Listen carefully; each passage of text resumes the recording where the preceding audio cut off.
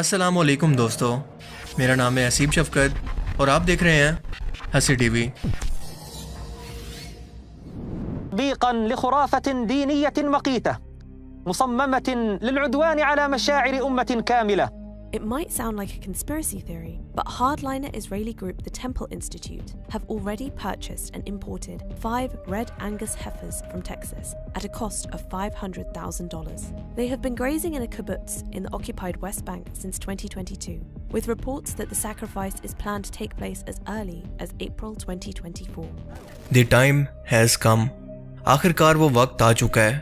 2000 साल के बाद जब आखिरी बार हैकल सुलेमानी को दूसरी मर्तबा तबाह किया गया, आखिरकार इसराइल के अंदर लाल बच्चिया की कुर्बानी अप्रैल के महीने में किए जाने के लिए बिल्कुल तैयार है। वो कुर्बानी जिसके बाद मस्जिदुल अक्सा को शहीद करने के बाद तीसरी मर्तबा हैकल सुलेमानी को तामीर किया जाएगा, जो कि यहूदी कौम के लिए इतना ही मुकद्दस और अहम तरीन है जितना मुसलमानों के लिए खाना काबा। ये गोल्डन डूम जो कि आप अपनी स्क्रीन पर देख रहे हैं, यहूदी इसके बारे में मानते हैं कि यहाँ पर मौजूद ये पत्थर इस कायनात का मरकज़ या सेंटर है। इसी पत्थर पर आदम अलैहिस्सलाम को पैदा किया गया। इसी जगह पर हज़रत इब्राहीम अलैहिस्सलाम ने अपने बेटे की कुर्बानी की कोशिश की, जिसकी जगह पर मेंढे को लाकर रख दिया गया। इस कुर्बानी के बाद तीसरी आलमी जंग की पेशन गोई तौरात और तलमूद के अंदर बयान की गई है, जिसका जिक्र अंजील मुकद्दस और इस्लामी रिवायात के अंदर यानी हदीस मुबारका के अंदर भी मौजूद है। अंजील के अंदर इसको आर्मागेडन और हदीस मुबारका के अंदर इसको कहा गया है जंग हरमजदून। सितंबर 2023 में यानी आज से 6 महीने पहले मैंने आपको बताया था कि इसराइल के अंदर 2000 साल के बाद 5 लाल बच्चिया को अमेरिकी रियासत टेक्सास से $5 लाख देकर इसराइल में मंगवा लिया गया है, जहां पर इंतहाई एहतियात के साथ इनकी निगरानी की जा रही है और इन्हें मस्जिदुल अक्सा के बिल्कुल सामने मौजूद पहाड़ माउंट ओलिव पर मस्जिद के सामने कुर्बान किया जाना है। और इस कुर्बानी के फौरन बाद यहूदी कौम अपने खाना काबा या फिर हैकल सुलेमानी की तीसरी मर्तबा तामीर को शुरू करेंगे, और ये कि इस कुर्बानी के अंदर अब 1 साल से भी कम वक्त बाकी है। जब मैंने ये बात की थी तो उस टाइम तक इसराइल ने गजा पर हमला नहीं किया था, क्योंकि वो अक्टूबर 2023 के अंदर किया गया और ये वीडियो था सितंबर का। सिर्फ 1 महीना पहले इस वीडियो के जरिए लोगों के लिए समझना मुश्किल था कि इतना जल्दी आखिर ये सब कुछ कैसे होगा, कि इसराइल हमास या फलस्तीनियों की मौजूदगी और मज़ामत को कैसे रोक पाएगा, मुस्लिम दुनिया का प्रेशर कैसे बर्दाश्त करेगा। लेकिन आप देखें कि उसने ये सब कुछ बर्दाश्त करके दिखाया।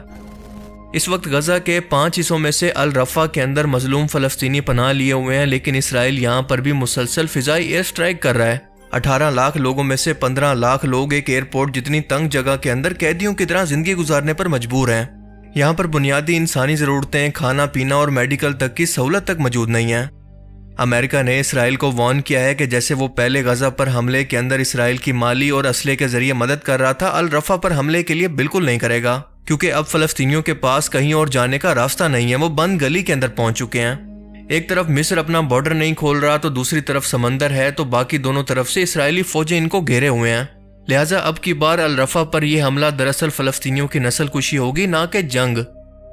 लेकिन इसराइल ने वाज़े तौर पर यह कहा है कि चाहे अमेरिका इस हमले के अंदर इसकी मदद करे या ना करे, लेकिन वो फिर भी रफा को मुकम्मल तौर पर तबाह करके फलस्तीनियों का वजूद ही इस सरजमीन से हमेशा के लिए मिटा देगा, वरना ये लोग अपनी जान बचाकर खुद ही यहाँ से भाग जाएं। अब आप लोग खुद समझ सकते हैं कि इसराइल ऐसा क्यों कर रहा है। जाहिर सी बात है कि थर्ड टेंपल की तैयारी के लिए। वो नहीं चाहता कि इस दौरान किसी भी तरह से गजा से उनको मज़ामत का सामना करना पड़े, लिहाजा उनका पत्ता ही हमेशा के लिए साफ कर दे। दूसरी तरफ वो मुसलमान उम्मत की नब्ज को भी देख चुका है कि इन जैसे बेहिस बेगैरत हुक्मरान मौजूद हों तो इसे ज़्यादा सोचने की ज़रूरत ही नहीं है, जिन्होंने अपने मुसलमान भाइयों, औरतों, बच्चों को इसराइली फ़ौज के रहमो करम पर छोड़ दिया है। यहाँ तक कि खुद सऊदी अरेबिया यमन के हूती बागियों की तरफ से इसराइल के शिप्स के लिए सुएज कैनाल का रास्ता बंद करने के बाद से इसराइली आर्मी को ये ऑयल उर्दन के रास्ते यानी बाय रोड ये तेल पहुंचा रहा है, और यही वो तेल है जो कि इसराइली जहाज़ों के अंदर गजा पर बमबारी के लिए इस्तेमाल होता है या फिर इनके टैंकों के अंदर इस्तेमाल होता है। बहरीन, कतर, यमन, लिबनान, उर्दन ने काफ़ी हद तक गजा की माली मदद तो की है, लेकिन सऊदी अरेबिया, यूएई और इजिप्ट यानी मिस्र जैसे मुल्क टोटली बेहिस हो चुके हैं। पूरी मुस्लिम दुनिया को तो छोड़ दें, अगर सिर्फ अरब मुल्क इकट्ठे होकर इसराइल के खिलाफ एक ताकत बन जाएं, इसका बाइकआउट कर दें, तो इसका वजूद एक दिन भी बाकी नहीं रह सकता। मगर अफसोस कि ये अजमी मुसलमान है, अरबी नहीं, क्योंकि अरबी मुसलमान तभी ख़त्म हो गए थे जब इनसे सल्तनत उस्मानिया ने बादशाह छीनी थी। जैसा कि अल्लाह ने कुरान करीम के अंदर फरमाया था, जिसका मफहूम है कि अगर तुम इस फरमान को पीठ दिखाओगे जो कि तुम्हें भेजा गया था यानी कुरान करीम को, तो तुम्हें हटाकर किसी और कौम को ले आएंगे जो कि अल्लाह की फरमा बरदार होगी। عربوں سے پہلے بنی اسرائیل قوم اللہ کی لاڈلی امت تھی، اور اس نے بھی اللہ کے پیغام کو جب پیٹھ دکھائی تو ان کی جگہ عرب کو دنیا کی خلافت سونپ دی گئی، اور جب عرب نے بھی بالکل اسی طرح سے اللہ کے قرآن یعنی اللہ کے پیغام کو پیٹھ دکھائی تو ان سے دنیا کی خلافت کو چھین کر سلطنت عثمانیہ کے حوالے کر دی گئی۔ اس لال بچیا کی قربانی کے بعد تیسری عالمی جنگ کی پیشن گوئیوں اور پھر دجال کے ظہور کی پیشن گوئی علامی کتابوں کے اندر قیامت کی آخری نشانی کے طور پر موجود ہے۔ یہودی قوم جس آخری مسیح کی 2000 سال سے منتظر ہے وہ تورات کی پیشن گوئی کے مطابق حضرت عیسیٰ علیہ السلام تھے، جنہیں اس قوم نے سازش کروا کر رومی بادشاہ کے حکم پر سولی پر لٹکانے کی کوشش کی، لیکن اللہ نے انہیں زندہ آسمانوں پر اٹھا لیا۔ اور اب کی بار جو مسیح ان کا تیسری عالمی جنگ کے بعد ان کا بادشاہ بن کر سامنے آئے گا وہ دراصل جھوٹا مسیح یعنی دجال ہوگا، جس کا خاتمہ کرنے کے لیے عیسیٰ علیہ السلام دنیا کے اندر واپس آئیں گے، کیونکہ اللہ کے رسولوں کو ان کا پیغام پہنچانے سے پہلے قتل نہیں کیا جا سکتا، لیکن اس بار وہ رسول نہیں بلکہ رسول اللہ کا امتی بن کر دنیا کے اندر واپس آئیں گے اور اس فتنہ عظیم یعنی دجال کا خاتمہ کریں گے، جسے ختم کرنا کسی اور کے بس میں نہیں ہوگا۔ وہ دین اسلام کو پوری دنیا پر نافذ کریں گے۔ حضرت عیسیٰ علیہ السلام اس وقت دمشق کی ایک جامع مسجد پر آسمان سے فرشتوں کے کندھوں پر ہاتھ رکھ کر تشریف لائیں گے، جب امام مہدی علیہ السلام اور ان کی فوج کو دجال اور اس کی فوج نے دمشق کے ہی کسی مقام پر کسی جگہ پر گھیر لیا ہوگا۔ حدیث مبارکہ کے مطابق امام مہدی علیہ السلام کا ساتھ دینے کے لیے یا پھر ان کی فوج کے اندر جو کالے جھنڈوں کی جماعتیں شامل ہوں گی وہ عرب کے مشرق یعنی آج کے ہندوستان، پاکستان، ایران اور افغانستان کی طرف سے آئیں گی، جنہیں اس وقت خراسان کہا جاتا تھا۔